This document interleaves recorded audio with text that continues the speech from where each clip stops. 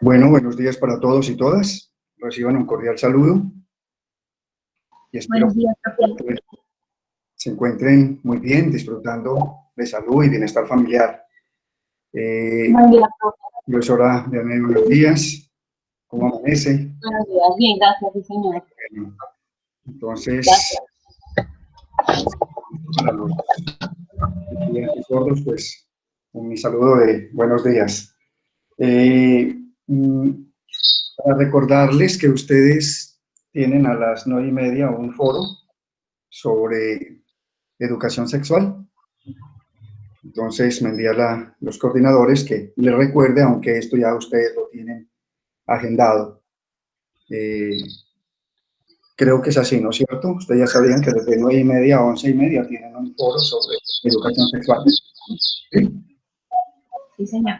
Bueno, listo. Entonces, en primera instancia, vamos a tratar como de terminar la socialización y retroalimentación, pues, el simulacro, y miraremos a ver, pues, entonces, qué posibilidades tenemos como para de pronto ya terminar una prueba de estado que nosotros tenemos pendiente, de una temática de conceptos básicos de química. Y cualquier otra inquietud que surja, pues estaré muy atento, pues, para resolverla. Bueno, entonces me permito compartir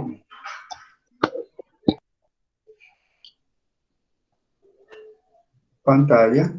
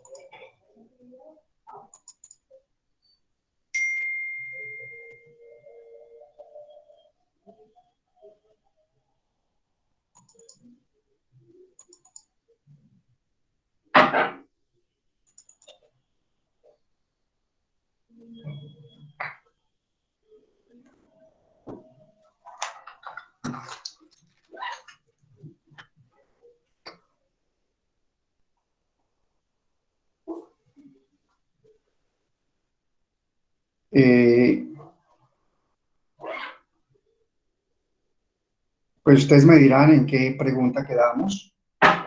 Si me colaboran un poquito.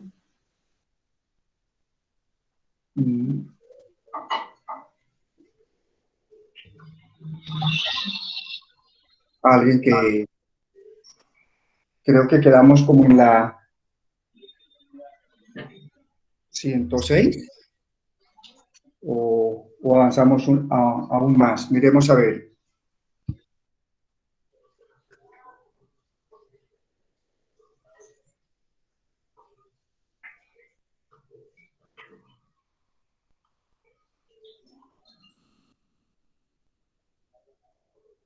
Esto lo vimos, la pregunta 100, ¿no es cierto?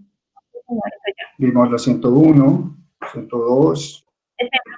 No, hasta la 101. ¿A la 101? Sí, señor. Ah, bueno, listo. Bueno, entonces, 101. ¿Esta la 102 no la vimos?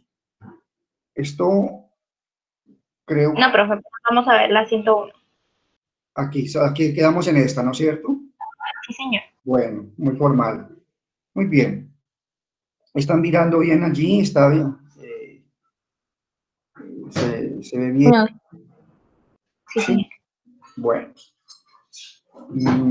En esta pregunta, que de pronto esta la analizaron también, no sé si en física, ¿la retomaron en física con el profesor Camilo o no la trabajaron allá? Pues no sé qué. ¿También la tomó él? Bueno, Sí, señor. De todas maneras, pues retomémosla porque pues generalmente unos contenidos temáticos que se presentan en física se pueden también, pues, ustedes saben que dentro de la área de ciencias naturales, pues está la física, la química y la biología. Entonces, pues se puede retomar y me imagino pues que él hizo aquí un fundamento teórico, pero que podemos tomarla también esta pregunta. Que dice un grupo de estudiantes frota dos globos con un paño de lana, ver figura 1.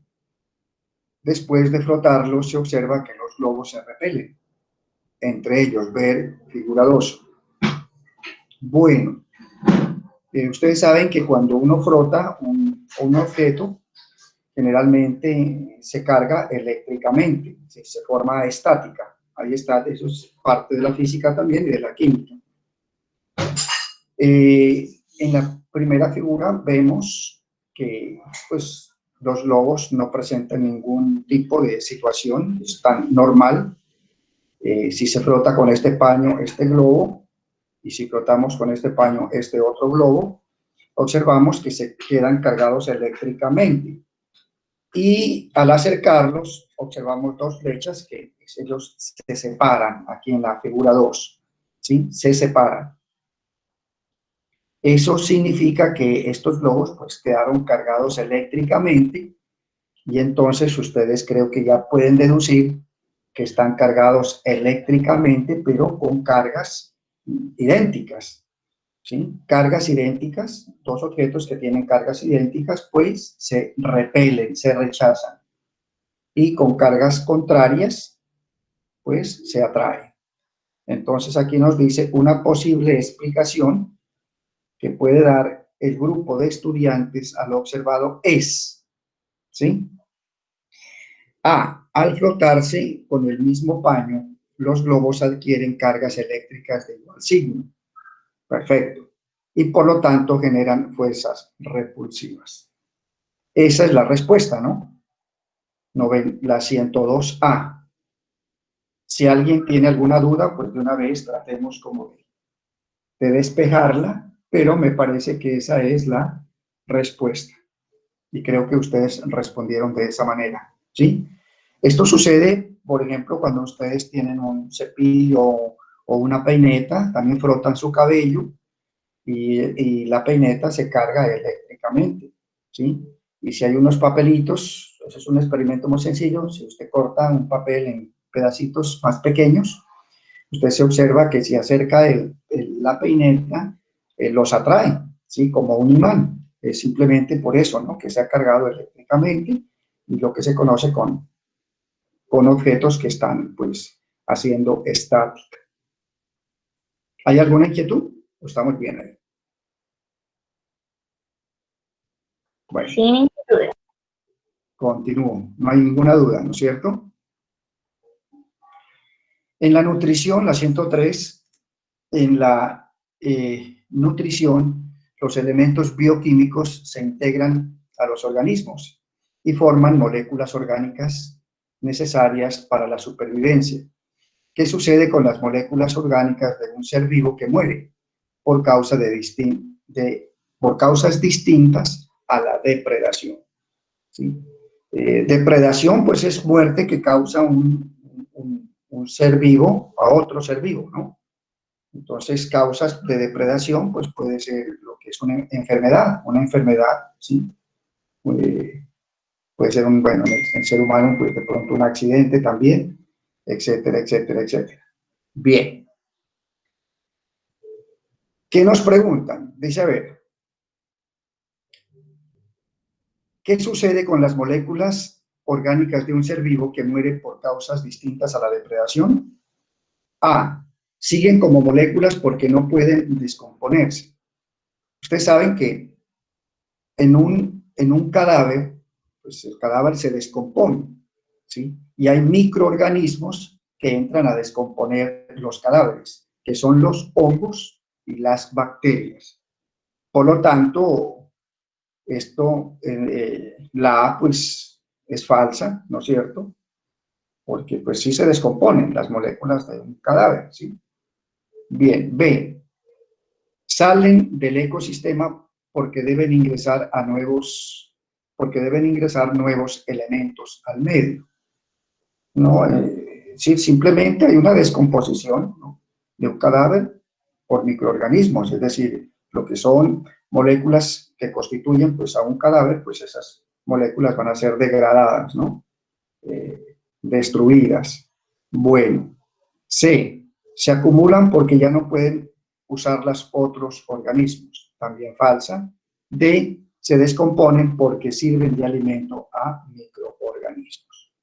La respuesta, 103D. O sea que ahí no hay pues mucha teoría, mucho que con todos los conocimientos que ustedes tienen desde las asignaturas de las ciencias naturales, en este caso desde el campo de la biología, pues creo que pueden deducir fácilmente la respuesta de esta pregunta.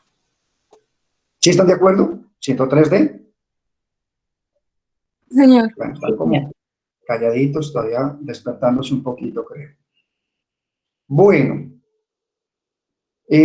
aquí vemos básicamente una pregunta de química, y de pronto hay un tema que pues no lo han visto ustedes, porque este es un tema de 11, ya les voy a decir por qué, pero sí han visto ustedes lo que es una reacción química. Aquí está planteada una reacción química y la velocidad de reacción química, es decir, cuál es la velocidad, cómo se interpreta la velocidad de una reacción química, así como se interpreta pues también la velocidad de un automóvil, ¿no?, que es más que es la distancia sobre tiempo. Acá pues ya les voy a decir cómo se interpreta esta pregunta. 104, partiendo de la reacción, una reacción química, J más R produce O.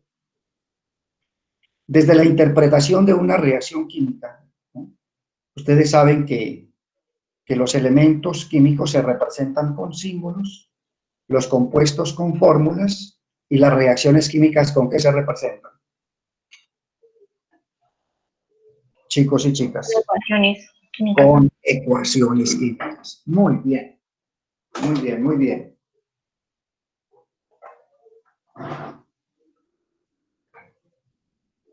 Bueno, entonces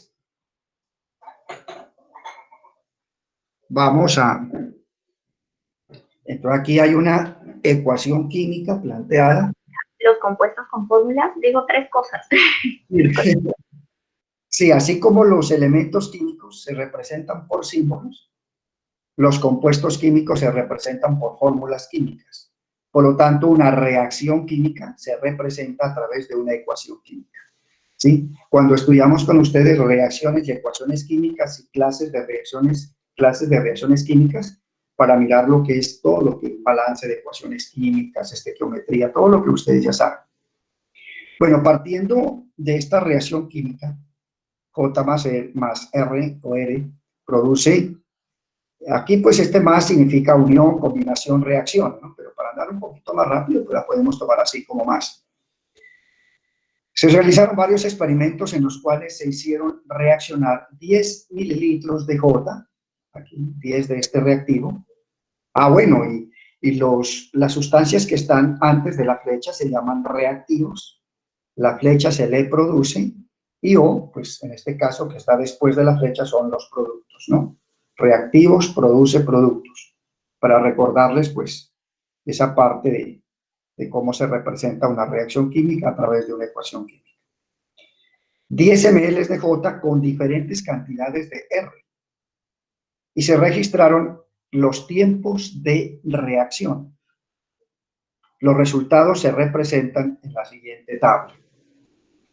Cuando se habla de tiempos de una reacción química, ¿no?, necesariamente un estudiante tiene que ir pensando que algo que se relaciona con el tiempo tiene que ver con la velocidad, ¿sí? Con velocidad. En este caso, pues se llama velocidad de una reacción química.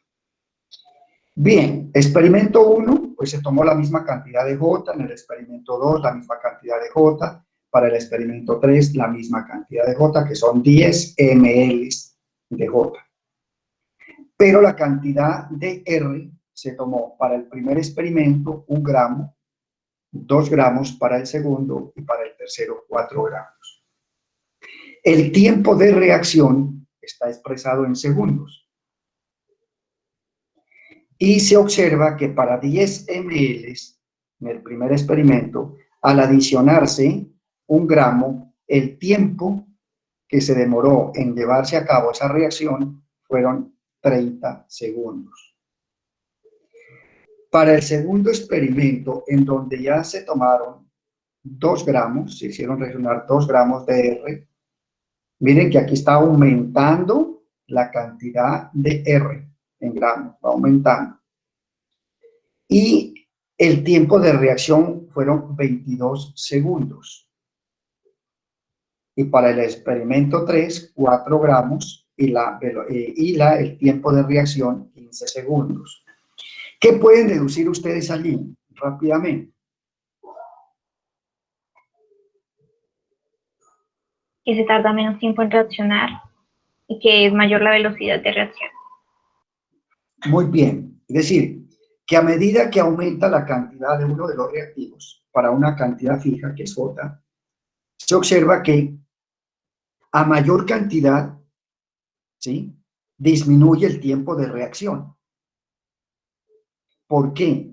Esto es un tema que de pronto se mira en velocidad de reacción química en 11, es dependiendo de la cantidad de moléculas que entran a reaccionar. Ustedes saben que para reaccionar, bueno, no, pues todavía no hemos visto eso, pero ustedes ya lo deducen. Para reaccionar, ¿no?, los reactivos, entre mayor número de moléculas, existe mayor número de choques efectivos, que se llaman colisiones, ¿no? Y eso es en la vida real, ¿no? Entre mayor número de moléculas existe en una reacción química, pues hay una alta posibilidad de que choquen estas moléculas, ¿no es cierto? Y al chocar, pues estas moléculas necesariamente se van a romper los enlaces, ¿no?, de los átomos que constituyen estas moléculas, se reorganizan y forman nuevas sustancias.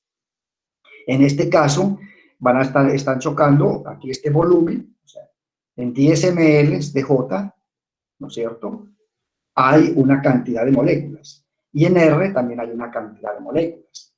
A medida que aumentamos el número de moléculas, en este caso la cantidad de R, los choques efectivos va a ser mayor, ¿sí? Por lo tanto, el tiempo de reacción, entre mayor número de moléculas choquen, el tiempo de reacción es menor. Bien, sabiendo que las reacciones con mayor velocidad de reacción son aquellas que se efectúan en un tiempo, en un menor tiempo, ¿sí? A mayor velocidad significa que el tiempo es menor, ¿sí?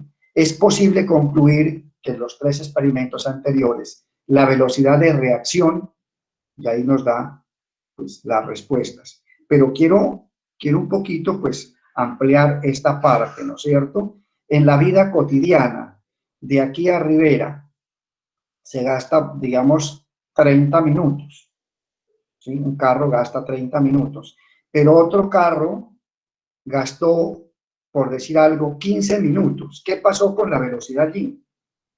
Gastó menos tiempo. Por lo tanto, ¿qué pasó con la velocidad? Fue más rápido. Claro. Entonces, en un tiempo de reacción, si el tiempo va disminuyendo, significa que la velocidad es mayor, la velocidad de reacción. Entonces, la velocidad de reacción A se mantiene constante si la cantidad de J no cambia. No, pues esta es falsa, ¿no es cierto? Porque pues no es constante, mire. La velocidad no es constante porque el tiempo de reacción va variando. B, disminuye si se incrementa la cantidad producida de R. ¿La velocidad disminuye? Ojo que aquí lo pueden confundir a ustedes con tiempo de reacción. Y un estudiante puede marcar B porque dice disminuye si se incrementa la cantidad producida de reacción. Pero no están preguntando por el tiempo de reacción, sino por la velocidad de reacción. ¿Sí? Dice disminuye si se incrementa la cantidad producida disminuye si se incrementa la cantidad. Ah, bueno, y todavía es más falsa todavía porque nos está diciendo cantidad producida de R, y en tanto de que R no es producto, sino reactivo. C, debe disminuir cuando aumenta la cantidad de J. Pues si se aumenta la cantidad de J, pues el experimento no tiene razón de ser porque es con estas cantidades, es decir, J permanece constante. Con eso se hizo el experimento. D, aumenta, estamos hablando de la velocidad de reacción, aumenta cuando se incrementa la cantidad de R. La respuesta entonces es, ¿cuál? La 104. La 104. Bien, ¿quedó claro lo de velocidad de una reacción química? Ahora bien, si queremos ampliar un poquito la parte teórica de esto, tenemos que hablar básicamente de la cinética química, es el movimiento de las moléculas, ¿sí? Y entonces se expresa como la variación de la concentración de los reactivos y de los productos en un intervalo de tiempo. Eso hace referencia a lo que hace la velocidad de una reacción química, ¿no? ¿Sí? La cinética química tiene que ver con la velocidad de las reacciones. Y entonces, en una reacción química, la velocidad se mide como la rapidez con que desaparecen los reactivos, ¿sí? La rapidez con que desaparecen los reactivos y rapidez con que aparecen los productos en un intervalo de tiempo. Esa es eso es lo que se llama velocidad de una reacción química. Rapidez con que desaparecen los reactivos y aparecen los productos en un intervalo de tiempo. Eso es lo que se llama velocidad de una reacción química. Sí, porque los reactivos desaparecen para transformarse en productos. Y esa velocidad es igual. Esta velocidad con que desaparecen los reactivos va a ser igual a la velocidad con que aparecen los productos y se mide en un intervalo de tiempo. Eso pues lo vamos en el próximo año, si Dios lo permite, lo vamos a mirar. Pero ya tenemos que la respuesta es 104D. Nos vamos para la pregunta 105. Esta también es una pregunta de física, ¿sí? Pero es bastante sencilla. Bueno, aquí el profesor Camilo, pienso que con ustedes, pues, necesariamente tiene que haber hablado, ¿no? Un fundamento teórico, pues, sobre lo que es un circuito cerrado, en este caso, si va también mirar lo que es la resistencia, los bombillos, el interruptor, la batería, vatios, bueno, hay toda una cantidad que me imagino, pues, él en su fundamento teórico de la física, pues, les dio a ustedes aquí. 105, un circuito está construido por una resistencia, aquí está, dos bombillos, aquí está un interruptor y una batería y un cable conductor, ver figura, listo, circuito, este es un circuito cerrado, ¿no?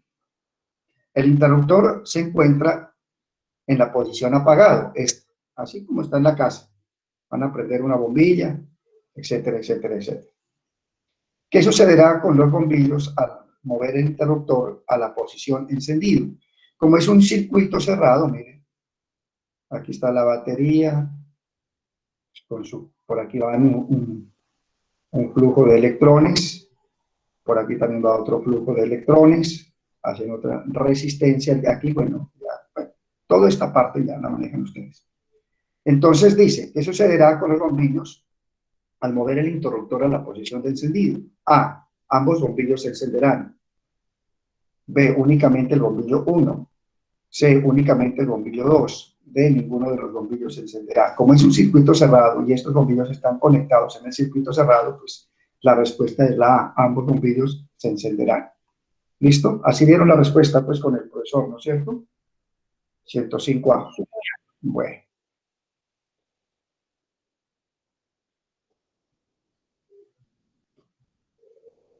En la 106, un estudiante observa que cuando se le agrega sal común al agua, disminuye la temperatura a la cual se empieza a congelar la disolución. Bueno, este es otro tema, chicos, este es otro tema que pues nos falta, pues yo no sé, pues cómo se vino toda esta cantidad de tiempo utilizado en la parte de los simulacros, que me parece muy bien, pero yo voy a mirar en qué momento pues, entro con ustedes, por lo menos hacer la introducción al último tema de química que nos falta, que es la parte de las soluciones, ¿sí? Soluciones químicas. Eso no lo hemos visto, porque después del capítulo de gases sigue soluciones. Estaba ya diseñada la guía de aprendizaje interdisciplinar con el estudio del agua, y entonces estudiando el agua, nosotros podíamos, desde el punto de vista de la química, introducir el tema de soluciones. Pero pues ese tema de solución ustedes lo manejan de manera muy, ¿cómo le digo? De manera muy popular, digamos, ¿sí? No con tanto de pronto con un saber científico, porque pues si ustedes cogen azúcar y tienen un vaso de agua y la cantidad de azúcar pues es mínima, ¿sí? Una cucharadita o bueno, etcétera, y en un vaso de agua disuelven, eso es una solución, ¿sí? O sea que una solución tiene dos componentes, que es el soluto, que es el que se disuelve, y el solvente, el que disuelve. Entonces, en una solución de azúcar y agua, ¿quién es el soluto? Para que están tomando apuntecitos, soluto, el El azúcar. azúcar, Y el solvente o disolvente, pues el agua. el agua, exactamente. Miren, si ustedes tienen sal común, ¿no? Y van a disolver en el agua, pues entonces el que está en menor proporción y el que se disuelve se llama soluto. Y el que está en mayor proporción y disuelve al soluto se llama solvente. Bueno, y entonces ustedes hablan de soluciones concentradas, de soluciones diluidas. Por ejemplo, cuando ustedes en la casa hacen tinto, entonces tienen agua, le echan café, entonces, y de pronto quedó un poquito cargadito y dicen, no, este café está muy concentrado, echémosle un poco más de agua para que quede más, ¿qué? Más diluido, ¿sí? Pues esos son los términos que se manejan en soluciones, pero pues también hay unas fórmulas matemáticas, unos cálculos matemáticos con respecto a las soluciones. Bueno, ese es como el fundamento teórico que puedo darles, así de una manera un poquito rápida. Un estudiante observa que cuando se le agrega sal común, mire el ejemplo que dábamos al agua, disminuye la temperatura a la cual se empieza a congelar la disolución. Los resultados obtenidos con 3 concentraciones de sal se observan a continuación. Concentración de la sal de la disolución. Yo creo que en el primer encuentro, que nosotros, encuentro no, sino creo que cuando mirábamos conceptos básicos de química, ya hicimos un cuestionario y allá hablábamos de las soluciones. Creo que pues, había unas preguntas sobre soluciones. Bueno, pues concentración de la sal de la disolución, entonces esta es una formulita, es porcentaje P sobre B. Generalmente aquí la tomó el IFES como P sobre B, pero este P como es peso, entonces, pero el peso tiene que ver con la gravedad. Generalmente todo aquí se toma es M sobre B, o sea, masa, pero pues no hay ningún inconveniente. Porcentaje peso sobre volumen o porcentaje masa sobre volumen. ¿Listo? Entonces, si ustedes tienen esto en porcentajes, 5 significa 5 gramos de soluto en 100 mililitros de solución. Eso sería el 5%, la concentración sería el 5%. 10 gramos de soluto en 100 mililitros de solución sería del 10%, y 15 gramos como estamos hablando de la sal, ¿no? De soluto, en este caso la sal, 15 gramos en 100 mililitros de solución, pues sería del 15%. Si ustedes miran 5%, 10%, 15%, pues va aumentando, ¿no es cierto? En este caso, la cantidad de soluto, ¿no? En 100 ml de solución. ¿Por qué? ¿Por qué 100 ml de solución? porque estamos hablando del porcentaje. Y cuando hablamos de porcentaje, ¿estamos de acuerdo? ¿Sí? Entonces, temperatura a la cual empieza a congelar. A ver, aquí es importante tener en cuenta, yo no sé si en el otro cuestionario que nosotros estábamos resolviendo, ustedes deben tener un fundamento teórico de la siguiente manera. Ustedes saben que el agua tiene un punto de ebullición y tiene un punto de congelación. ¿Sí? Eso lo vimos como en los cambios de estado, creo, y ojalá pues nos falta todavía como repasar esa parte también. Bueno, cuando nosotros miramos, o que ustedes tengan en cuenta lo siguiente, el agua hierve, o su punto de ebullición, ¿cuál es? A una atmósfera de presión, pues, ¿no? 100 grados. 100 grados centígrados. ¿Y cuál es su punto de congelación? 0 grados. 0 grados centígrados, perfecto. Entonces, cuando se adiciona, o cuando se adiciona un soluto al agua, el punto de ebullición del disolvente o solvente, que es el agua, aumenta y el punto de congelación del disolvente disminuye. Es decir, que si nosotros le agregamos sal al agua, el punto de ebullición del agua, que era en estado puro, ¿sí?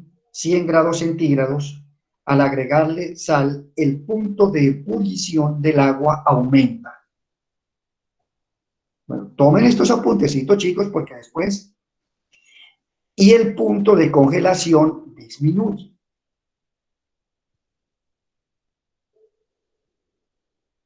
Bueno. Y aquí observamos que en esta solución, ¿no?, del 5%, el punto de congelación es de -1. Recuerden que el punto de congelación del agua, ¿cuál es? 0 grados centígrados. 0 grados centígrados. Y el punto de... Aquí lo tomó porque puede después salirles una pregunta con el punto de ebullición. ¿Estamos de acuerdo? Aquí no se puede colocar, por decir algo, temperatura de congelación. Pueden hablar de temperatura de ebullición. Y entonces aquí la escala ya no tiene que estar por debajo de 0, sino por encima de 100, ¿no? ¿Estamos de acuerdo? Porque si vamos a hablar del punto de ebullición, ¿sí?, al adicionar 5 gramos, el punto de ebullición va a estar por encima de 100. Porque es que el punto de ebullición aumenta y el punto de congelación disminuye. Bueno, espero que haya quedado bien eso, y no quiero pues como más enredar pues aquí el... Sí, alguien que me conteste por allí, ¿sí quedó claro lo que estoy tratando de explicar? Porque, Sí, señor. bueno, ok. Listo, teniendo en cuenta lo anterior, ¿qué se espera que ocurra si se congela una disolución con concentración de sal del 25% P sobre B? Bueno, uno ya comienza a deducir que si al 5% es -1, al 10%, a medida que aumentando la cantidad de sal disuelta, el punto de congelación comienza a disminuir. Significa que al 25% debe estar por debajo de -6, ¿no es cierto? Pues yo diría haría ese análisis. Entonces, A, que la concentración de sal de esta disolución sea menor que la concentración de las otras 3 disoluciones. No, pues 25% no puede ser menor que ni el 5, que ni el 10, ni el 15. ¿Estamos? Eso es falsa. B, que el volumen final de la disolución, cuando se congele completamente, sea mayor que 25 ml. ¿Cuánto es el volumen final de la disolución?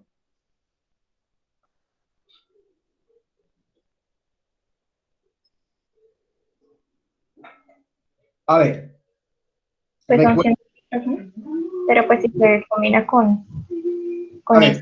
ver, recuerden ustedes que para hacer una disolución del 5% hay que medir 5 gramos de sal, porque aquí es lo que les dice, sal, en 100 ml de solución.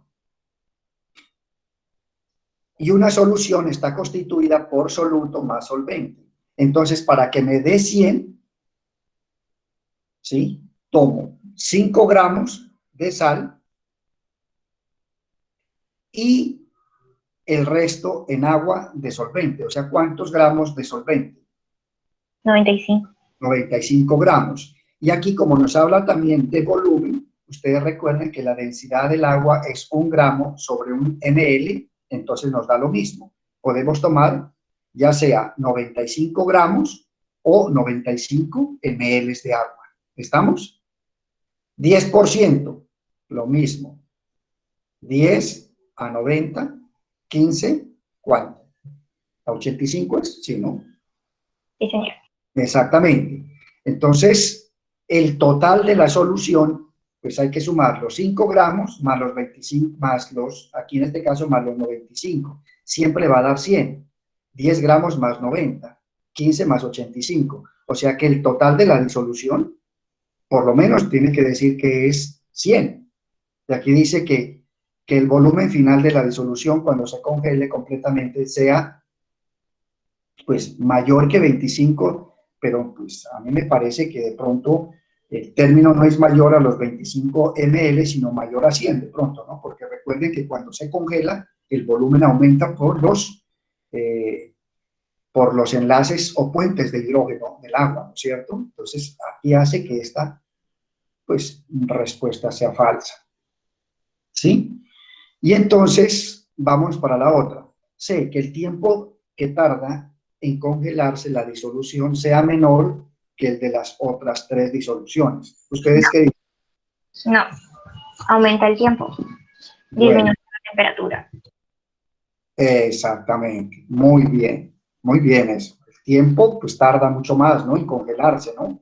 Porque si el agua normalmente se congela en estado puro a 0 grados centígrados, pues esto a 25% de la disolución pues va a tardar. D, que la temperatura a la cual empezó a congelarse la disolución sea menor a menos 100 grados, a menos 6 grados centígrados. Para mí la respuesta de la 106 es la D. Sí, señor. Listo. Nos vamos para la 107.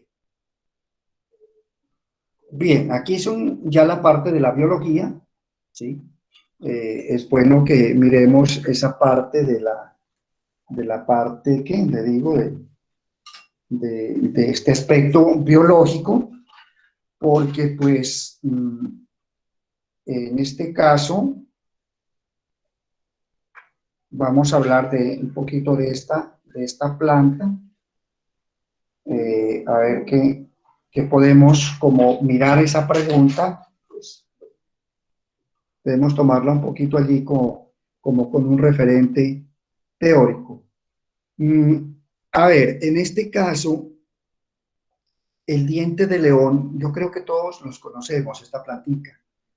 Es una planta que crece, a ver, el diente de león es una planta que es originaria de Europa, aunque su área de distribución actualmente abarca casi la totalidad de los pastizales y jardines de todos los continentes. Es decir, tiene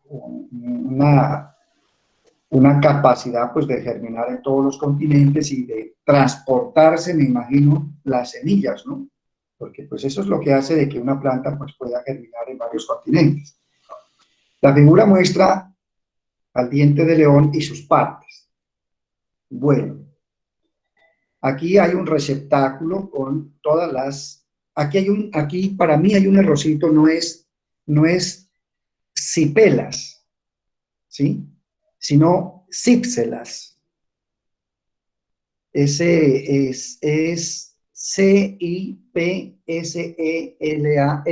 cípselas, no cipelas, ¿sí? A mí me parece que ahí hay un error de la prueba de estado y lo pueden de pronto con ustedes como averiguar. Ya escribieron, hay que corregir, ¿no? Es cípselas, falta creo que una S allí, cípselas, ¿sí? Bueno. Y aquí entonces también vemos las cípselas, vemos aquí las semillas, bueno, sus hojas, etcétera, etcétera, etcétera. Aquí la flor. Esto ustedes con el viento, ¿no? Este receptáculo con estas cípselas es muy fácil, el viento transporta, ¿no? Estas cípselas que van con sus semillas, y pues por eso es que el diente de león puede germinar en todo el mundo, pues está presente. Frutos del diente de león. Bueno, entonces vamos a mirar lo siguiente. Con base en la información anterior, ¿por qué todos los continentes tienen entre sus pastizales el diente de león? A, porque sus semillas se dispersan fácilmente con el viento y tienen una alta tolerancia a distintas condiciones ambientales. A mí me parece que ahí está de pronto la respuesta, porque los pastizales de los distintos continentes se localizan a la misma altitud y altitud en todo el planeta. No, esto es falso, ¿no? ¿Cómo va a ser que los pastizales van a estar a la misma altitud y latitud del planeta? Pues es bastante... La altura hace referencia a la altura que están los pastizales, no todo el mundo están a la misma altura, ¿sí? Y la misma posición frente a los meridianos, esto ya, bueno, marcando la parte de sociales. Porque el diente de león es una planta pequeña y herbácea que puede transportarse fácilmente por animales carnívoros. Pero imagínense, animales carnívoros para estar transportando por todo el mundo, eso es. Porque el diente de león, al ser un organismo autótrofo, produce sus propios nutrientes a partir de la luz solar. Bueno, esto sí es cierto, pero pues no tiene nada que ver con por qué están presentes en todos los pastizales del mundo. La respuesta es la 107A. ¿Estamos? Sí, señor. Bueno, listo, listo, listo, listo. Entonces, vamos a continuar con la pregunta 108, ¿sí? Entonces, miremos a ver cómo nos va.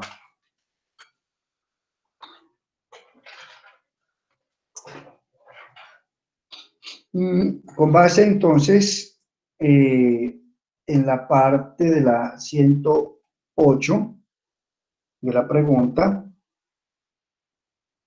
aquí está la 108. Bueno, aquí sí nos toca aumentar un poquito esto. Yo creo que ahí la ven mejor. ¿Sí? Sí, señor. Bueno. Un grupo de científicos aisló, pues lo que se está haciendo ahora con la parte de los virus, ¿no es cierto?, del coronavirus, son cepas.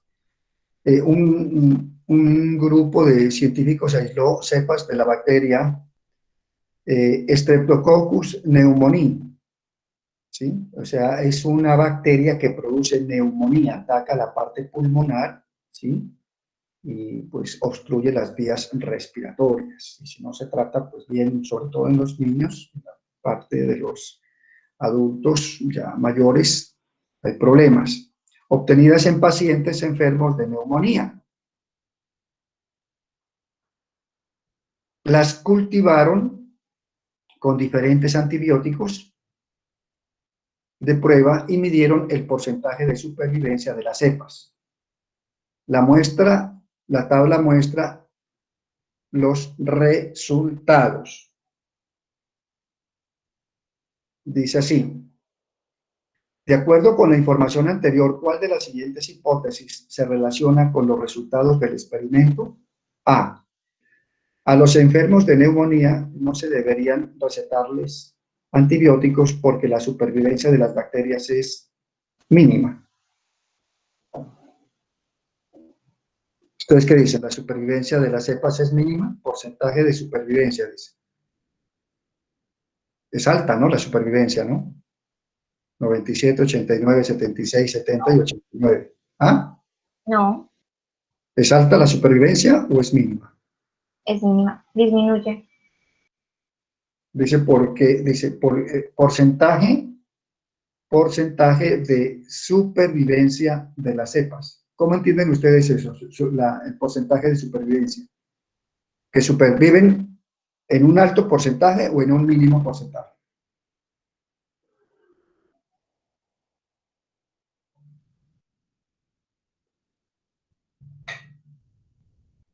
Cuando se habla de los enfermos, no se deberían recetarles antibióticos porque la supervivencia de las bacterias es mínima allí.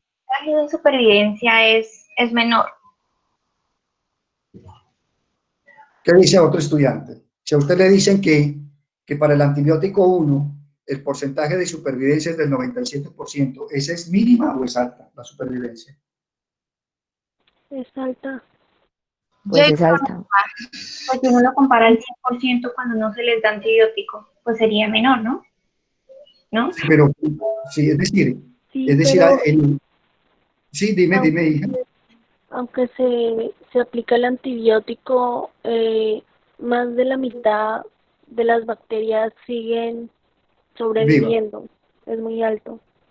Claro, es decir, no es mínimo, ahí es alto, porque dice que el porcentaje de supervivencia, sí, en el caso dice la supervivencia de las bacterias es mínima.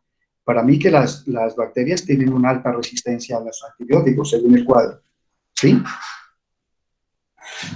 Porque la supervivencia es alta. Lo que pasa es que el antibiótico obra, pero, por ejemplo, en el experimento 1, 97 de supervivencia, así la supervivencia es alta, ¿sí?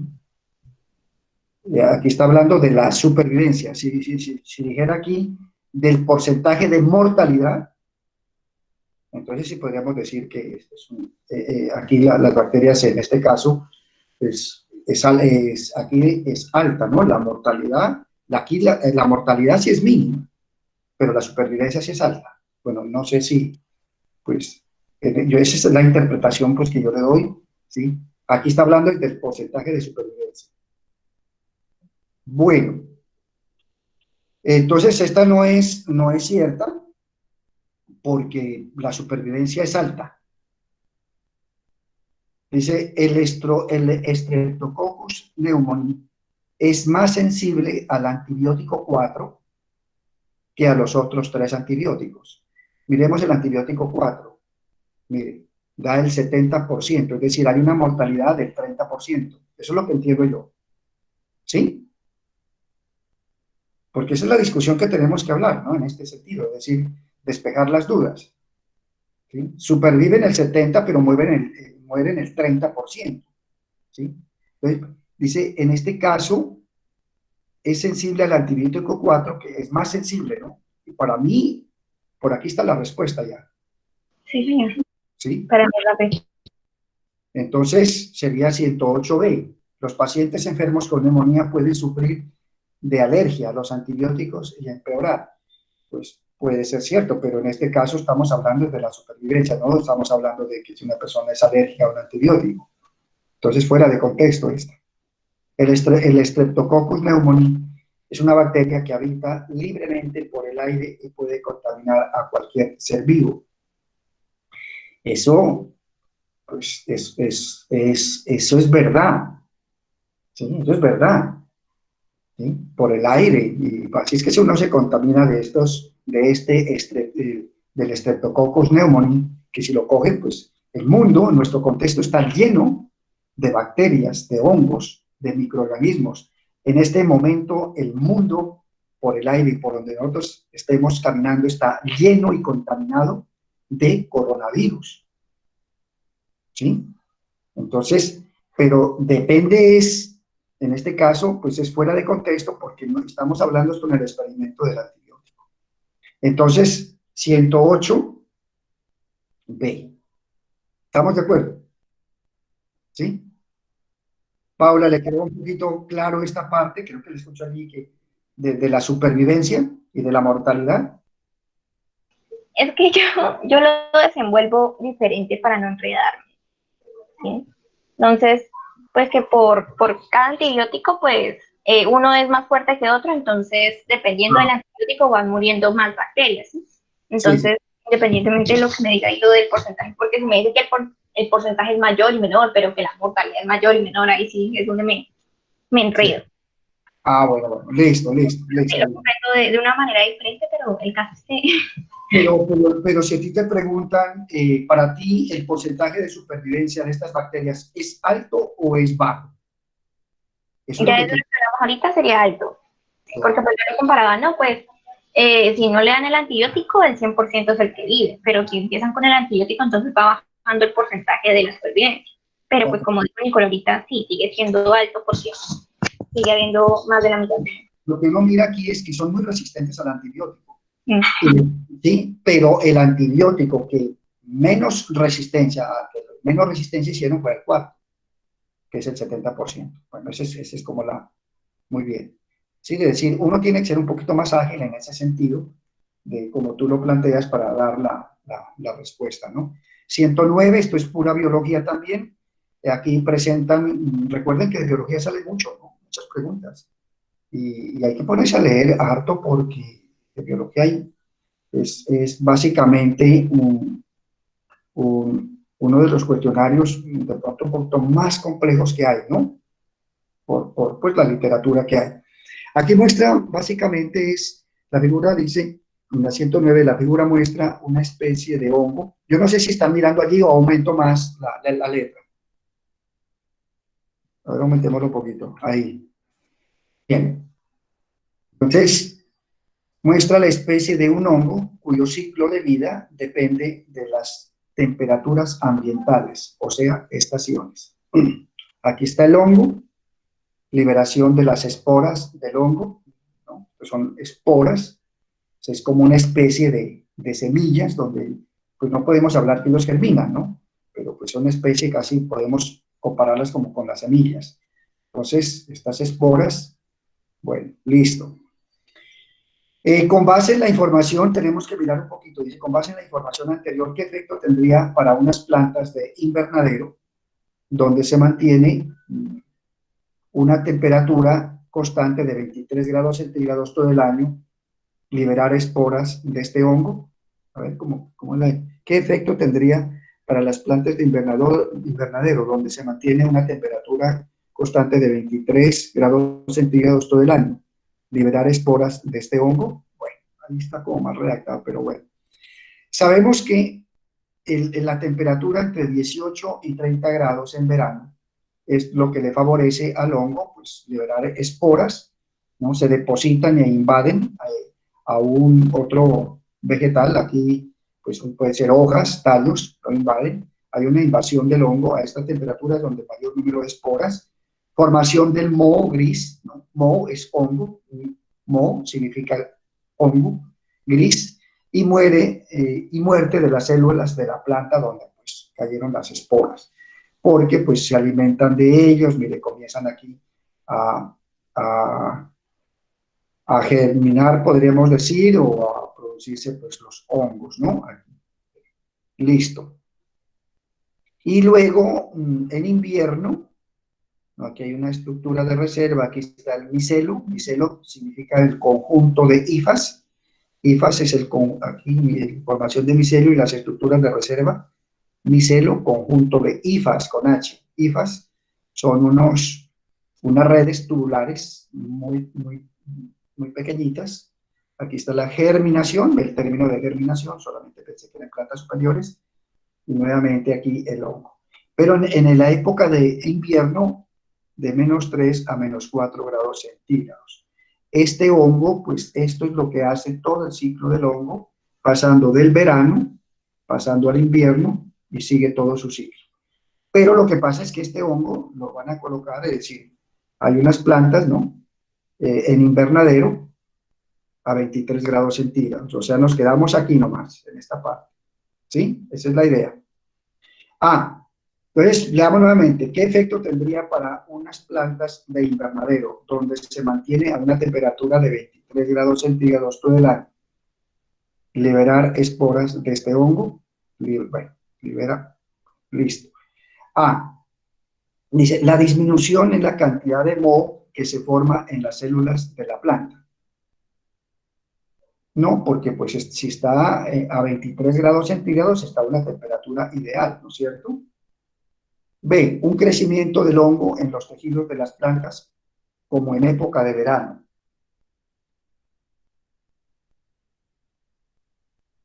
A mí me parece que aquí está un crecimiento del hongo en los tejidos de las plantas como en época de verano. Claro, porque es que en época de verano es donde se produce, pues, ¿no es cierto?, las esporas, hay crecimiento del hongo, como en verano, porque está entre la temperatura de 23 grados centígrados, ¿no? Entonces recuerden que los hongos atacan a otra planta con sus esporas en este rango de temperatura, de 18 a 30 grados centígrados. Ya está, pues a mí me parece que sería la B. Miremos a ver. La muerte del hongo porque no soporta vivir a esta temperatura, ¿no? Pues es una temperatura fabulosa, ¿no? 23 grados centígrados. La formación exagerada de estructuras de reserva de la planta que viven en el hongo. Formación exagerada, estructuras de reserva. Las estructuras de reserva se hacen en invierno y en un efecto de invernadero la temperatura permanece constante. Por lo tanto, la respuesta es la 109B. Bueno. Yo ahí me había enredado bastante, porque yo lo tomé como que la planta de la que hablaban era el hongo, y que había otra cosa, formación de moho, que era lo que acababa con la planta. Entonces, y pues la planta era el hongo, entonces pues ¿cómo terminar el planta? Ya. Ahí fue. Ustedes ven el moho es hongo, es fácil conocerlo, tiene un color grisáceo y parece como una lana. Cuando se deja pan, ¿sí?, envejecer, entonces comienza a producirse un hongo, ¿sí? Porque recuerden ustedes que el pan, hay un hongo que interviene allí como catalizador para que en el caso de la harina, que es la harina con la que se hace el pan, se fermente, y la fermentación se hace con levadura, y las levaduras son hongos, ¿sí? Por eso es que el consumo de pan, cuando no es muy casero, se corre el riesgo de uno estar consumiendo muchos hongos, ¿no?, en el pan. Y eso ataca, pues, un ataque de hongos en la parte digestiva, y eso trae inconvenientes, pues, bastante complejos. Y ustedes han visto cuando ese pan envejecido toma un color, aparecen una lana allí como grisácea o negra, o el pan se vuelve negro. ¿Han tenido esa experiencia o no? ¿De ver? Sí, señor. Ese es el famoso moho, que se llama moho gris. Moho es hongo, ¿no? Hongo gris. Bueno, para que tenemos, listo, 109. Un crecimiento del hongo en los tejidos. Sí, ¿están de acuerdo, no?, con esta parte. Sí, señor. Vámonos para la 110. Aquí están ustedes, vean. Un chico aquí experimentando. Ahí, para poderlo ver. Está como está letra. ¿También la resolvió en física? Bueno, esto. Sí, el profesor estaba muy crítico con nosotros con eso. Ah, bueno. Dijo que era de las preguntas más obvias que había y que le parecía inaudito que alguien se hubiera equivocado en eso. Sí, claro, sí, en esto no hay, es muy lógica, ¿no? Pero pues tratemos de reforzarla. Simplemente, ustedes pueden coger un lente de las gafas, ¿no? A veces de los abuelitos que rompen las gafas, y ya ellos tienen unos lentes como bastante gruesos. Esa es una lupa, ¿sí? Y lo que hace es, pero aquí hay que mirar un poquito de estudio de espejos, ¿no? Hay espejos, o lentes más bien, no espejos, sino lentes que son cóncavos, ¿no? Son convexos y son biconvexos, ¿sí?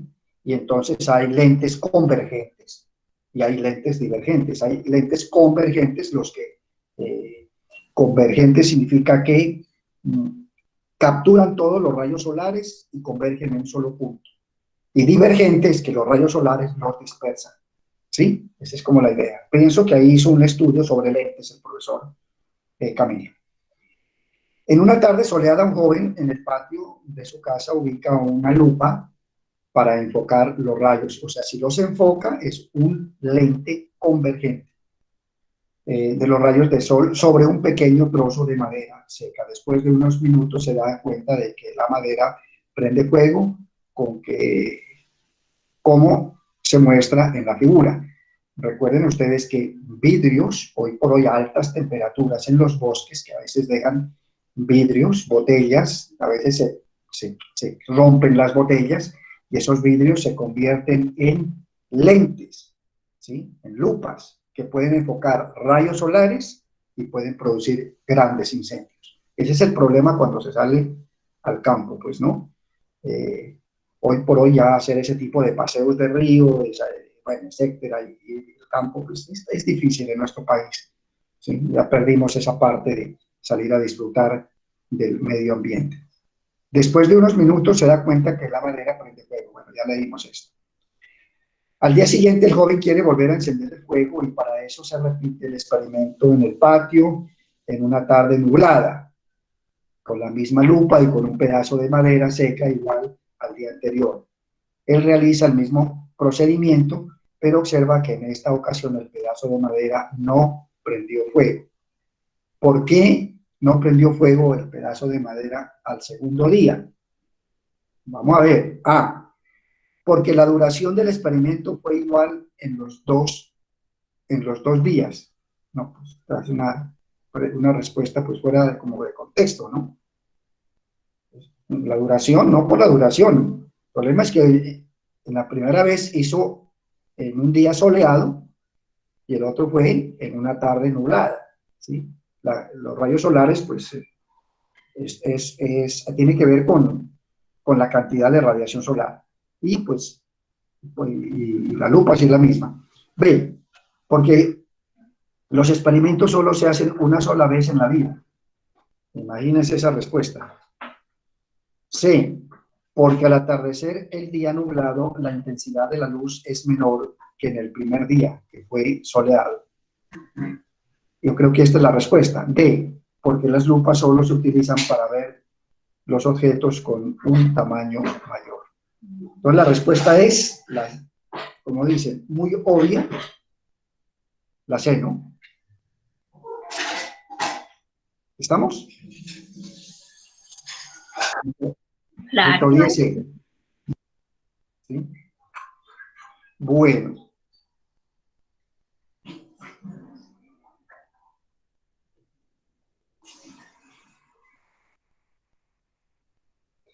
Miremos esta parte, dice 111. Unos estudiantes tienen 3 gases diferentes, 1, 2 y 3. Ojo, insolubles, dice, ¿no? Insolubles en agua. Y quieren saber si 1 gramo de estos 3 gases ocupa el mismo volumen, estando todos a la misma presión y temperatura. Para ello, bujean 1 gramo de gas por un tubo lleno de agua y miden el volumen de gas en mililitros. Ver la figura. Los resultados obtenidos se muestran en la tabla. Bueno, aquí entonces hay líquido, burbujean gas. En este espacio de este tubo invertido, en esta cámara es donde va quedando el volumen del gas, columna de agua. Entonces, eso es lo que quieren, ese es el experimento. Entonces, experimento 1, masa 1 gramo, experimento 2, masa 1 gramo, experimento 3, masa 1 gramo. Pero el volumen del gas, ¿no?, es diferente, como tal. Entonces, los resultados de este experimento sirven para evidenciar que los gases de mayor masa son más solubles en agua. Mire, acá hay que saber leer, ¿no? Por aquí dice, son 3 gases que ocupan insolubles ya, insolubles, dice, del agua, ¿sí? Entonces esto se dice que esto es para evidenciar si son solubles en agua, pues fuera de contexto, ¿no es cierto? B, concluir que los 3 gases tienen la misma temperatura de ebullición. No, pues ahí el experimento no tiene nada que ver con el punto de ebullición. C, evidenciar que los gases de mayor masa son los que tienen tienen un mayor volumen? Pues no, porque en este caso el gas, ¿no es cierto?, es un gramo y un gramo. Concluir que la misma masa de los tres gases pueden tener un volumen diferente. Es bastante también lógico, ¿no es cierto? Es la D, ¿no? Eso se concluye, ¿no? Que la misma masa de los tres gases pueden tener un volumen diferente. Claro, no es lo mismo tener un gramo de hidrógeno. Recuerden ustedes que el número de Avogadro es para todos. Un mol de cualquier gas ocupa, ¿no?, 22,4 litros, que es un volumen, pero a presiones de temperatura y a las condiciones de presión y temperatura constantes. Pero ahí hace referencia a por decir algo, si usted tiene un gramo de oxígeno, ¿sí?, su masa molar es mayor, ¿sí?, a un gramo, a la masa molar del hidrógeno y a la masa molar de cualquier. Todos los gases tienen diferentes masas, ¿sí?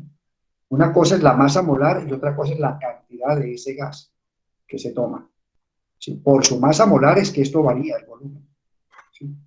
Usted no puede decir que un mol de oxígeno va a ser, contiene el mismo número de moléculas, ¿no?, que un mol de hidrógeno, pero su masa molar, en el caso del oxígeno, es 32 gramos por mol, y en el caso del hidrógeno son 2 gramos por mol.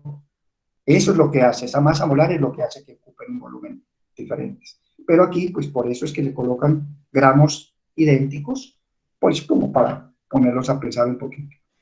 La misma masa de los tres hace a la masa como cantidad que se tomó aquí, no a la masa molar, ¿no? La misma masa de los tres gases puede tener un volumen diferente. Profe, ¿Sí? digamos que en la respuesta C no dijeron solo que los gases de mayor masa, sino de mayor masa molar. Sí. ¿Sí? Claro, En mayor, claro. ¿las dos serían correctas o se descartaría la D o qué? ¿O se pondría la D aún así porque en la tabla no dan esa información? Ahí que. Si a usted aquí le colocan evidenciar que los gases de mayor masa molar, aquí en la C, son los que tienen mayor volumen, esta es la correcta. Pero como aquí nos habla de esta masa que se tomó, ¿sí?, no de la masa molar. Es que mire, a ver, Entonces estoy haciendo la D, ¿cierto? es la D, sí. Si aquí le colocaran la misma masa, concluir que a la misma masa, pues tiene que ser a la misma masa, porque no todas las sustancias tienen la misma masa molar, ¿no? Recuerden, hidrógeno como gas, 2 gramos, oxígeno 32, metano serían, el metano pues 2, carbono 12 y 4, bueno, pues ustedes no han visto química orgánica, pero nitrógeno, por ejemplo, 28, ¿sí? El oxígeno 32, hidrógeno 2. Entonces, en ese caso, entre el hidrógeno, el oxígeno y el nitrógeno, teniendo en cuenta su masa molar, el que ocupa mayor volumen sería el oxígeno, ¿no es cierto? Como masa molar, ¿sí? Y es por eso. Bueno, listo. Entonces, nos vamos para la que estamos en, ¿qué? La 111D, para la 112, ¿no? 112. En el siguiente modelo se muestra cómo cambia la energía de los átomos de hidrógeno y de cloro desde que están separados hasta que se acercan y forman un enlace en la molécula de ácido clorhídrico. Durante la formación del enlace se liberan 431 kilojoules por mol de energía.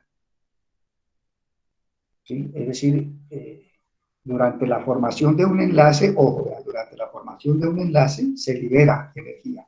O sea, para formar un enlace, en la formación del enlace, la reacción se hace exotérmica, ¿no? Como tal. Y para romper el enlace, pues hay que absorber energía, es endotérmico, el término. Pero ahí vamos a analizar esto. Por lo que la energía de los átomos de ácido de hidrógeno y cloro enlazados es menor que cuando están separados. Ay, Dios mío. Listo. Cuanto menor sea la energía, mayor es la estabilidad de los átomos. O cuanto menor sea la energía, mayor es la estabilidad de los átomos. Si analizamos aquí, este es un plano cartesiano. Esto también se ve en 11. Pero ustedes son muy pilos, muy inteligentes. Y observan aquí. Mire que en el eje Y se coloca la energía, se llama energía potencial, que se indica esta energía en kilojoule por mol. Yo creo que este término kilojoule, ustedes ya lo han manejado en física, ¿no es cierto? Con el profesor Camilo. Son unidades de fuerza, ¿sí? ¿Sí? Pero aquí sería calor o seguiría siendo fuerza. No, el joule es unidad de energía. Recuerden que las unidades de energía son los hercios y los joule. Y las unidades de fuerza son el newton y la diga. ¿Sí? Esto es energía. Joule es energía. Kilojoule. ¿Sí? Más o menos por ahí será uno un poquito de... Puede tener que tener en cuenta, creo que un joule, una caloría, ¿no? Una caloría es igual a 4,18,4 joule, creo, para mirarlo por el lado de las calorías, ¿sí? Como unidades de energía. Entonces, mire, cuando están separados, podemos decir átomos separados, hay menor estabilidad, ¿sí? Hay menor estabilidad porque pues la energía es muy alta. Y cuando la energía es muy alta, pues la estabilidad de los átomos es decir, aquí, la estabilidad es menor, ¿no? De los átomos separados porque tienen una alta energía potencial para reaccionar. Y cuando ya se unen, mire, la energía es baja, la energía potencial, entonces la energía es baja y la estabilidad es mayor, porque como ya se formó este compuesto, ¿sí? Aquí hay la formación de un octeto, recuerden la formación de los enlaces, covalentes, iónicos, etcétera, polar, apolar. Entonces la estabilidad, esto es lo que tienen que ustedes observar, ¿no? Que en los átomos separados, ¿sí? Hay una alta energía y por lo tanto la estabilidad es menor. Ya cuando los átomos se unen y forman compuestos, ¿no? La energía es baja. La energía es baja, átomos enlazados y mayor estabilidad. ¿Estamos? Durante el proceso, pues durante este proceso de la formación del ácido clorhídrico, se libera 431 kilojoule por mol como tal. Muy bien. ¿Qué nos pregunta? Dice así, teniendo en cuenta que cuando se rompe o se disocia el enlace de ácido clorhídrico también se requieren 431 kilojoule por mol como mínimo. Es decir, cuando se rompe, aquí, tomémoslo aquí, cuando se rompe este enlace, se convierten en separados, ¿no? Hidrógeno y cloro separados. Entonces, para romper este enlace, se necesita absorber como mínimo 431 kilojoule por mol cuando se rompe. Entonces tiene que absorber esta cantidad de energía para romper este enlace y quedan transformados en hidrógeno y cloro. Pero cuando se unen, pues esta cantidad de energía que absorbió, pues tiene que liberarla. Eso es lo que hay que tener en cuenta. Pues de todas maneras, aquí trato de explicarles un poquito esto, aunque pues hay que ir un poco más despacio en la parte cuando miremos esto, ¿no? Esto es más o menos como el perfil de una reacción química. Bueno. ¿Cómo debe ser la estabilidad de hidrógeno y cloro después de disociar el enlace y dejarlos separados? ¿Cómo debe ser la estabilidad? Menor. Menor, exactamente. Para separarse, mira, aquí está. Alta energía, se separan los átomos, pero la estabilidad es menor. Y esa es la respuesta. Igual que cuando están enlazados, no. Mayor que cuando están enlazados, tampoco. Igual a la energía de enlace 431 kilojoule por mol, no. D menor que cuando están enlazados. Entonces es 112D.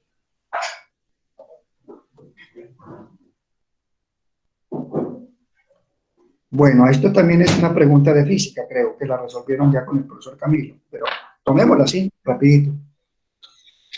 El billar pool es un deporte de precisión en el cual con un taco se golpea una de las bolas para que ésta golpee al resto, y así estas se introduzcan en los orificios que posee la mesa, como se observa en la figura.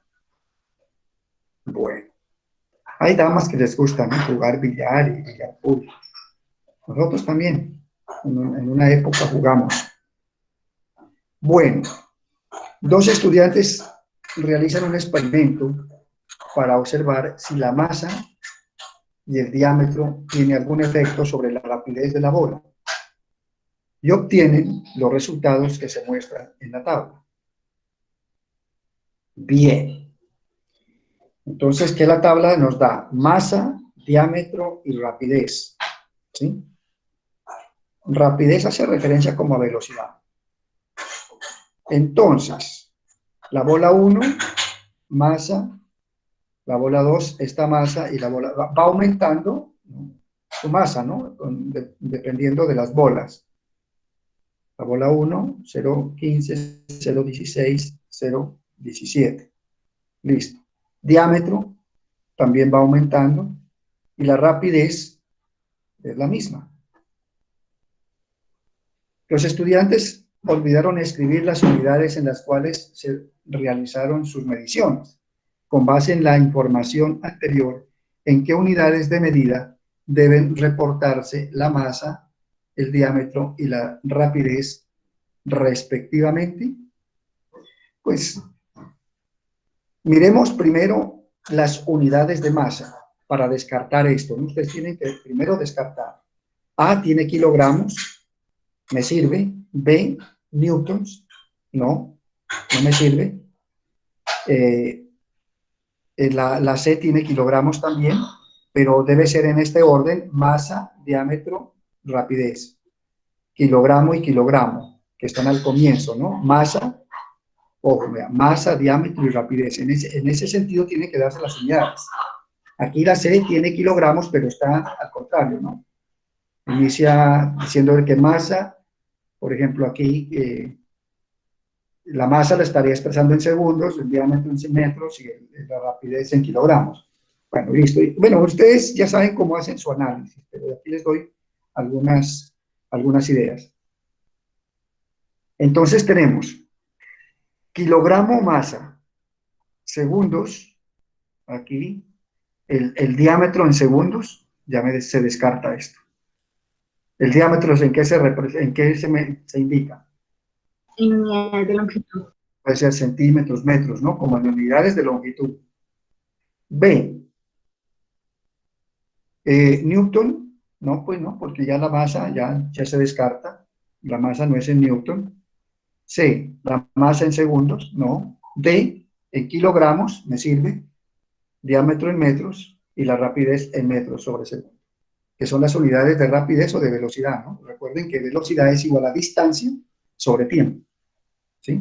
Esto lo ven desde física. Velocidad es igual a D de distancia sobre tiempo. Entonces, kilogramo, metro, pues muy sencilla, ¿no? ¿Sí? Las unidades en que se debían de expresar, pues, las unidades de las bolas que utilizaron para el experimento. ¿Sí están de acuerdo? Bueno, listo. Entonces, en este caso tenemos 113, es la 113, ¿no? 113D.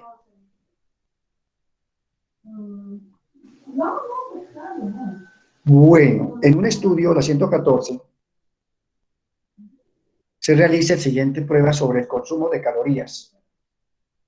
Una persona corre alrededor de un circuito durante cierta cantidad de tiempo, 20 minutos o 40 minutos, a una velocidad dada entre 5 kilómetros hora y 16 kilómetros hora. En cada caso se determina la cantidad de calorías consumidas por la persona, ¿sí? Los resultados del estudio se muestran a continuación. Bueno, aquí están las calorías consumidas, ¿no es cierto? Aquí la velocidad a la que va, ¿sí? Y aquí está el tiempo, 20 y 45 minutos, aquí calorías quemadas al correr, ¿sí? Entonces la velocidad, ¿sí? El tiempo, entonces a mayor velocidad, aquí vamos a ver velocidad, mire, las calorías, a 10 kilómetros, aquí las calorías, a 15 kilómetros calorías. Bueno, cuando se vaya pues, a una velocidad mayor, pues va aumentando aquí también. ¿Sí? Esto significa que hay una mayor velocidad y por lo tanto también aumenta las calorías. Bueno, hoy vamos a ver qué es lo que nos pregunta aquí, pues, para analizar esto. A partir del estudio anterior se plantean las siguientes preguntas. Pregunta 1. ¿Cuánto dinero debe invertir una persona en bebidas hidratantes?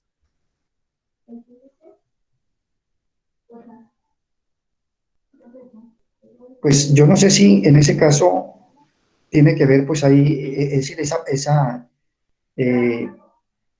pregunta planteada allí, porque pues en sí la tabla no nos dice, la tabla nos representa velocidad, calorías y tiempo, ¿no es cierto? Eso es lo que hay que tener en cuenta. Es decir, aquí el dinero, pues, en bebidas hidratantes yo pienso que no está fuera de contexto esta pregunta. Pregunta 2. ¿Cuál es la distancia total recorrida por la persona durante las pruebas? Bueno, ahí hay distancia recorrida, ¿sí? O sea, velocidad y distancia la podemos sacar, velocidad, ¿sí? Porque hay tiempo y hay velocidad. Pregunta 3. ¿Cómo influye el estado anímico y psicológico en el rendimiento físico de una persona? A mí me parece que esta pregunta también está fuera de contexto, porque no tiene nada que ver con el experimento, ¿sí? Recuerden, calorías, velocidad y tiempo, es lo que está en la figura. ¿Cuál es la relación entre el tiempo que recorre la persona y la cantidad de calorías consumidas? Esta sí es una pregunta en contexto, ¿sí? Bien. Entonces nos dice ahí,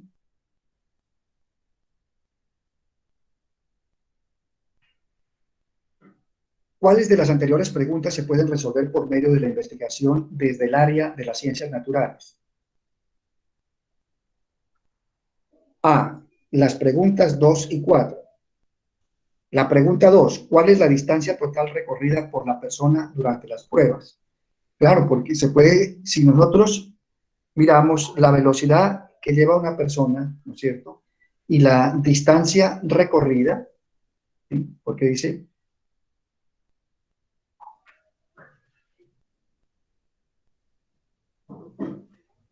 las preguntas 2 y 4. 2. ¿Cuál es la distancia recorrida por la persona durante las pruebas? Esa la podemos determinar porque tenemos velocidad y tenemos tiempos, ¿sí? Recuerden que velocidad es igual a distancia sobre tiempo. Entonces, si tenemos velocidad y tenemos tiempo, podemos encontrar la distancia, porque la distancia en ese caso sería en este caso, la distancia sería a velocidad por tiempo, ¿sí? O sea que me sirve. 4. ¿Cuál es la relación entre el tiempo que recorre una persona y la cantidad de calorías? Claro. Se puede determinar, entre mayor tiempo esté corriendo una persona, pues mayor número de calorías está consumiendo. Por lo tanto, la 114A me sirve. Es la Es la respuesta, es la A. ¿Por qué? Porque las preguntas que me sirven para hacer este análisis, este experimento, es la 2 y la 4. Las otras están fuera de contexto. El dinero no tiene nada que ver y el estado anímico tampoco tiene que ver con el experimento. Listo. Es la 114A. Bien. Y nos vamos para la 115. Durante un día, unos investigadores miden la tasa metabólica de ciertos individuos de 2 especies de lagartija. Los resultados promediados se muestran en la gráfica. Bueno, cuando hablamos, cuando se habla de tasa metabólica, ¿sí? O metabolismo basal, ustedes deben manejar unos conceptos. ¿Qué es el metabolismo? ¿No? Simplemente el metabolismo, porque pues, si uno no sabe qué es el metabolismo, pues complica la pregunta. El metabolismo es el conjunto de reacciones químicas que se llevan a cabo en las células de un organismo para obtener la energía necesaria de los alimentos. Es el conjunto de reacciones químicas que realizan las células de un organismo, ¿no? Para obtener la energía de los alimentos. Y entonces hay lo que se conoce, hay dos conceptos que hay que manejar allí también. Es decir, metabolismo, y hay que manejar también lo que es dos procesos que se llevan a cabo allí, que es el anabolismo y el catabolismo, ¿sí? El anabolismo es una reacción de síntesis, es decir, es una reacción en donde se forman grandes moléculas a partir de moléculas sencillas, con consumo de energía. Y el catabolismo es lo contrario, ¿no? Eso es una reacción química de destrucción, ¿sí? Es una reacción química que tiene que ver básicamente con degradación de las grandes moléculas de los alimentos en moléculas sencillas para extraer pues, la energía necesaria y cumplir sus funciones vitales. Entonces, ojo para que ustedes repasen, chicos. Primero metabolismo, luego anabolismo y luego lo que es catabolismo. Y en este caso, tasa metabólica hace referencia a lo que es, hace referencia al metabolismo basal, que es el valor mínimo de energía necesaria para que una célula subsista o para que una célula cumpla sus funciones vitales. O también es la energía, es el valor mínimo de energía necesaria, ¿no? Para que un organismo cumpla sus funciones vitales. ¿Y cuáles son las funciones vitales? Pues son la nutrición, la respiración, ¿no? La circulación, la excreción, ¿no? ¿Qué más tenemos? Bueno, también todo lo que tiene que ver con las funciones vitales de nuestro organismo, pero fundamentalmente las que les dije, ¿no? Lo que es la nutrición, respiración y nutrición. Bueno, eso es lo que es metabolismo, para entender, pues, como la introducción o el enunciado de esa pregunta. Entonces, metabolismo, conjunto de reacciones químicas que se llevan a cabo en las células para obtener la energía necesaria de los alimentos. Y el anabolismo consiste en la síntesis, ¿no? O sea, en la formación de grandes moléculas a partir de moléculas sencillas, ¿sí? En este caso, pues, podemos decir la síntesis, por decir algo, la síntesis de proteínas, ¿sí? O sea, la formación de proteínas, que son grandes moléculas, son macromoléculas, por la unión de diversos, de gran cantidad de aminoácidos, ¿sí? Pues es una reacción de síntesis y la otra, ese es el anabolismo. Y el catabolismo es una reacción de degradación o destrucción, ¿sí? Bueno, eso es en el caso del anabolismo con absorción de energía, se necesita, ¿no?, energía en el anabolismo, y en el catabolismo pues se libera energía. Bueno, entonces si miramos la gráfica, pues ya hice el fundamento teórico. Durante un día dice uno, si miden la tasa metabólica, o sea, ¿qué es tasa metabólica? O metabolismo basal, es la cantidad de energía mínima necesaria para que un individuo realice sus funciones vitales. De dos lagartijas, los resultados promediados se muestran en la gráfica. Por un lado, en el Y está la tasa metabólica en kilocalorías por hora, ¿no? Kilocalorías por hora. Y aquí, pues, el horario, ¿no? En donde cada una de las lagartijas hace su metabolismo basal, su tasa metabólica, o sea, en qué horas del día se está alimentando la lagartija, ¿sí?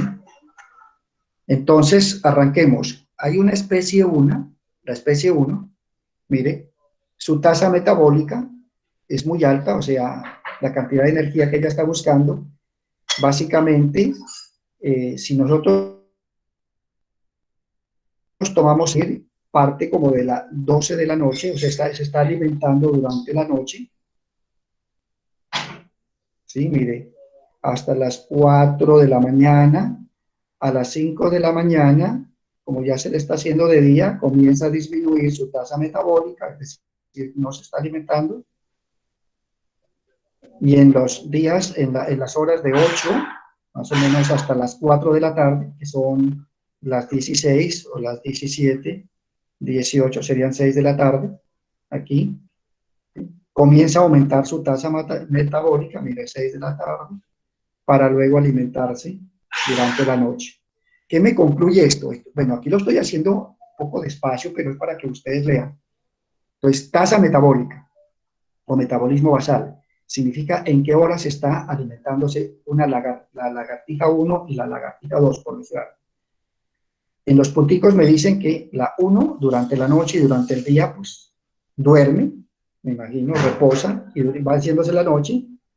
La conclusión es que la especie 1, su tasa metabólica es en la noche. Y la otra es, mire, está durmiendo, si tasa metabólica significa que es muy baja, a las 12 de la noche, casi como la nuestra, y luego comienza a ascender, ¿sí? Durante estas horas del día, mire. O sea, hasta las 4 de la mañana, 12 de la noche, 4 de la mañana, pues lo mismo que sucede con nosotros. Nosotros no nos alimentamos en esas horas, no alimentarnos a estas horas. En términos generales, una se alimenta en la noche y la otra se alimenta durante el día. Esa es la conclusión, ¿sí? De la gráfica. Bueno, ¿qué nos dice esto? Dice, los científicos encontraron la siguiente información. El ritmo circadiano, ¿no? O sea, es el reloj biológico de cada ser vivo que regula por intervalos de tiempo el sueño y la alimentación. Nosotros también tenemos un reloj circadiano, ¿no? Es el reloj de cada ser vivo, ¿sí? Se llama el reloj biológico para alimentarnos y en qué momento nos alimentamos y en qué momento nosotros nos vamos a dormir. Con base en esta información anterior, ¿cuál conclusión es posible con los resultados y con qué concepto emitido? ¿Cuál es la conclusión, no? ¿Cuál conclusión es posible con los resultados y el concepto emitido? Bien, miremos. A. El gasto energético de la especie 1 es menor. El gasto energético, dice, de la especie 1 es menor que el de la lagartija 2, que el de la lagartija de la especie 2. Entonces, ¿qué dicen? No. Eso no tiene nada que ver porque, pues, es simplemente la tasa metabólica. Miremos la B. La lagartija, la especie de la lagartija 1 realiza más fotosíntesis que la especie 2. Imagínense esto, una lagartija haciendo fotosíntesis. ¿Quién realiza fotosíntesis? Las plantas. Las plantas. Si hay unas respuestas, pues también, pues, que uno las descarta inmediatamente. C. La lagartija de la especie 1 tiene hábitos nocturnos. La lagartija 1, ¿verdad? La 1, ya les decimos, se alimenta por la noche, durante el día descansa y por la noche se alimenta. Vamos a mirar. Y la especie 2 durante el día, sus hábitos alimenticios durante el día. Recuerden que este 0 significa como 12 de la noche, aquí la madrugada ya comienza a alimentarse durante el día, fuerte la hora, mire, como nosotros a las 12 estamos almorzando, ¿sí? 6 de la mañana, 7 de la mañana, mira, aquí estamos ya desayunando. Listo, ya como hicimos el análisis anterior, la respuesta es la 115C. La lagartija de la especie 1 tiene hábitos nocturnos y la lagartija especie 2 hábitos diurnos o es diurna. Ambas cazan en el día, pero la digestión se da en los momentos del día diferentes. No, eso es falso. La respuesta entonces de la 115 es la C. Se nos fue el tiempo. Dios mío, quiero terminar. ¿Cuánto nos falta ya? Vamos a terminar, ¿no? Uy, sí, pero siempre hay... Listo, porque no me va a quedar tiempo para la reunión que tengo. Yo tengo, son las 8:41. Dejamos allí para que ustedes también. ¿Quedamos entonces en cuál con ustedes? 116. Vamos a iniciar la 116. Perfecto. Aquí quedamos con ustedes. Bueno, muy bien, chicos y chicas. ¿Y ya cómo les fue en el segundo simulacro? ¿Cómo se sintieron? ¿Bien? Pues bien, profesor. No Se hace la mayor esfuerzo que se puede. Bueno, pero me parece interesante, ¿no? Me parece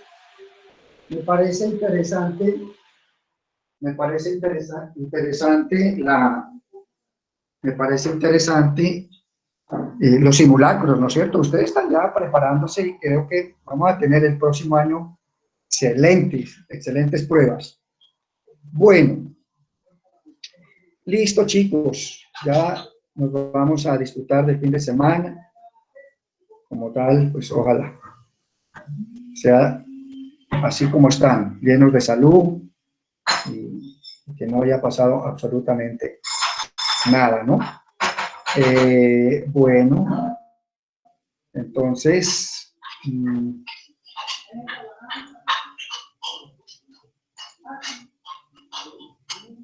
esto lo tengo en el escritorio.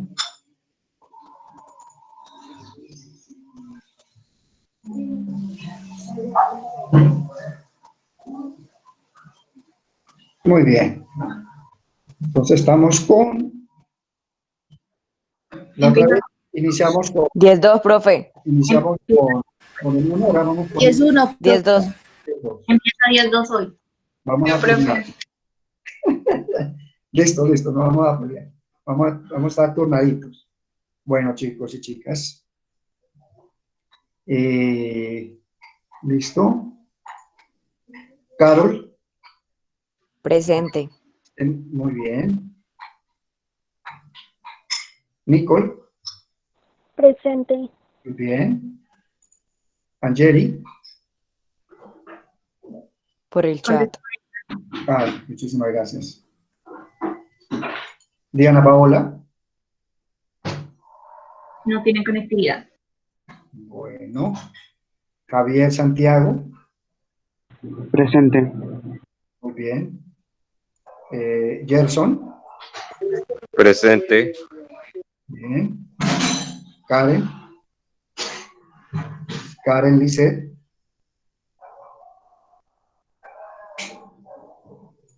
Andrés Julián.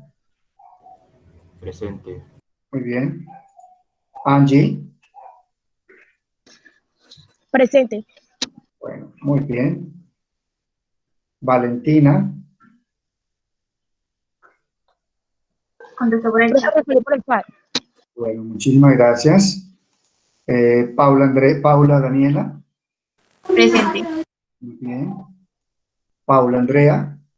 Presente. Bien.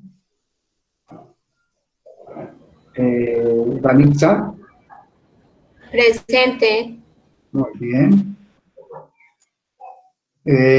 Natalia. Presente. Muy bien. Natalia Franco. Sarit. Natalia. Bien, no asistió. Tatiana García.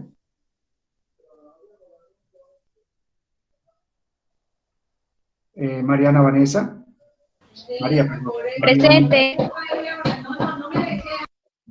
Karen Luciana. Karen Juliana, perdón. Presente. Muy bien. Juan Esteban. Presente, profe. Muy bien. Diego Andrés.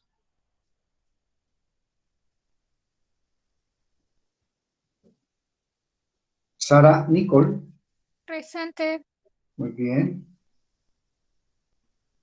Profe. Caterine. Sí, dime. Diego Andrés Leighton está retirado. ¿Quién? Diego Andrés Leighton. Ah, es que no lo puede retirar como, pues no sé si retiró papeles y todo, tiene en las listas, pero vamos a ver ya. Pero No, gracias. tranquilo. Él ya nos dijo. Ah, sí, bueno. Retirado. Sí, señor. Lisette Caterine, gracias Paula. Lisette, Lizeth Caterina, presente. muy bien. Jesús David. Hoover. Salvador. Presente. Muy bien. Ana Sofía. Contesta en el chat. Concha. Muchísimas gracias, muy formales. María Caterine. No está. Bueno. Laura Daniela. Presente, profe. Muy bien. Jorge Eduardo. Presente, profesor. Muy bien. Angie Daniela. Presente, profe. Muy bien. Kevin Orlando. Profe, él tiene mala conexión. ¿Por hoy o ha venido así? No, todos estos días he estado así, a veces se conecta, a veces no. Bueno, hay que tratar de mirar entonces a ver qué se puede hacer. Karen Lorena. Presente. Muy bien. María Paula. Presente. Muy bien. María Fernanda. No está. Bueno. Dubán Santiago. No tiene conectividad. No tiene conectividad. Bueno, vamos a grabar aquí, guardar. Listo, chicos y chicas. Les deseo un feliz fin de semana y muchas bendiciones. ¿Sí? Gracias, profe. Igualmente, profesor. Feliz día también para usted. Chao, profe. Chao, que estén Hasta muy bien. luego. Que estén muy bien, hasta luego. Carlos Esteban, vamos con 10-1. Presente. Muy bien. Tenemos Carlos.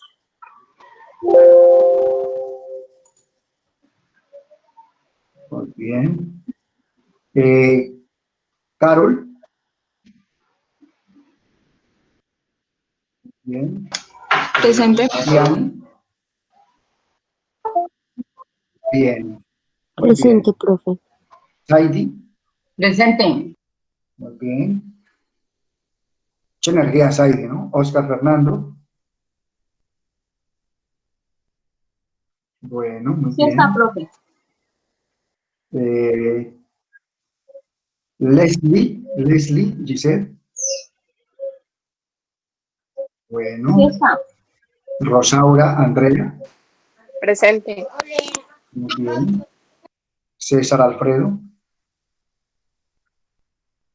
No, señores, no tiene conectividad. Bueno. Maggie, Luciana.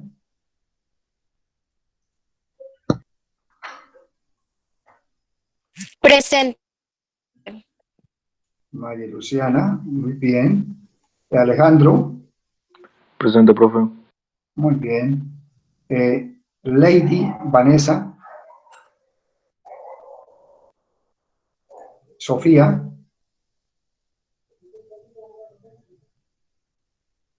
Cristian Andrés. Presente. Muy bien. María José. Presente. Muy bien. Valentina. Kevin Santiago. Sí, señor, sí está. Bueno, muchísimas gracias, profesora. Dana Valentina. Carolina Orozco. Wendy Stephanie. Presente. Muy bien. Laura Camila. Presente. Muy bien. Julián Andrés. Presente. Muy bien. Betsy Karina.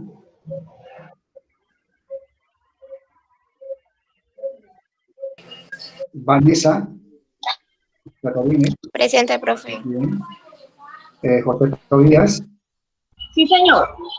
Bueno, muy bien, profesor. Jonathan Pompier. También está, profe. Bueno, muchísimas gracias. Paula Presente. Alejandra. Muy bien. Michael Steven.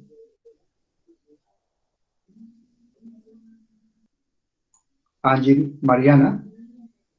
Presente, profe. Muy bien. Andrés Filip. Y Tania Brigitte. Presente, profe. Muy bien. Bueno.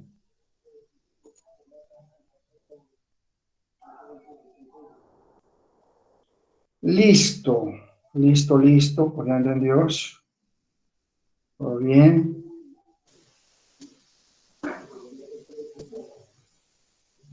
Bueno. Entonces, nos despedimos. Les deseo un feliz fin de semana, profesora. Gracias, profe. Un feliz fin de semana, que disfruten, que Dios los bendiga. Bueno, pues, chao. Muchas gracias. Buen día. Profe, igualmente. Muy bien. Muy bien.